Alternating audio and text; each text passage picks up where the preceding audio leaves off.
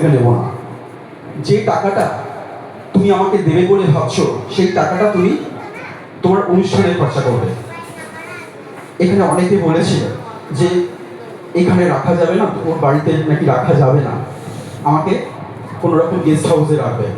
আমি ওকে বলেছিলাম, দেখো আমি কোনো অভিনেতা হিসেবে, কোনো সেলিব্রিটি হিসেবে তোমার কাছে যাচ্ছি না, আমি তোমার বন্ধু হিসেবে যাচ্ছি, আমি তোমার বাড়িতেই থাকবো। হ্যাঁ, আমি হয়তো সবসময় এসিতে থেকে অভ্যস্ত, কিন্তু আমি দরকার নেই আমার, আমি কষ্টটাই করবো, তবে তো মনে থাকবে যে বন্ধুর বাড়িতে গিয়ে আমি কীভাবে ছিলাম। এটা আমার কষ্ট নয়, এটা আমার আনন্দ। সত্যি বলছি, এই মানুষটার জন্য আমি আজকে এসেছি। আমি তো প্রচুর টাকা রোজগার করি, প্রচুর টাকা আর্ন করি। আমি একটা শোয়ে গেলে মিনিমাম 50,000-এর কমে নিই না, এবং 4টে বাউন্সার থাকে আমার চোখের দিকে।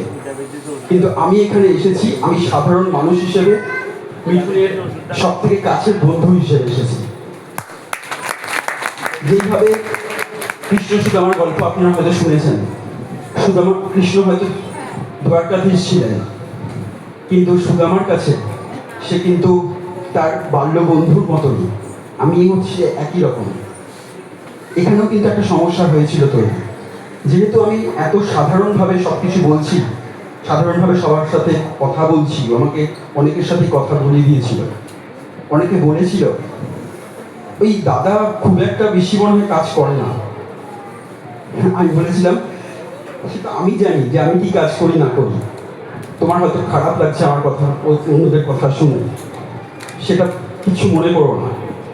মানুষের কাজ মানুষকে পরিচয় দিয়ে দেবে, তারা হয়তো জানে না, হতেই পারে, কারণ প্রচুর অভিনেতা অভিনেত্রী আছে এখন যারা কাজ করছে, যারা মেগা সিরিয়াল করে না তাদের অনেকেই চেনে না, কারণ মেগা সিরিয়াল এখন বেশি দেখে মানুষ, আর আমি মেগা সিরিয়াল করি না।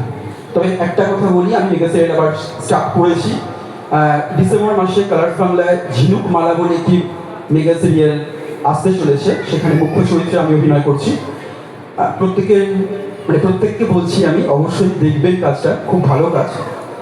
আমি এতদিন ধরে পজিটিভ ক্যারেক্টার করেছি, হিরোর চরিত্রে অভিনয় করেছি, কিন্তু এখানে প্রথম আপনারা দেখবেন আমাকে একজন ভিলেনের চরিত্রে অভিনয় করতে।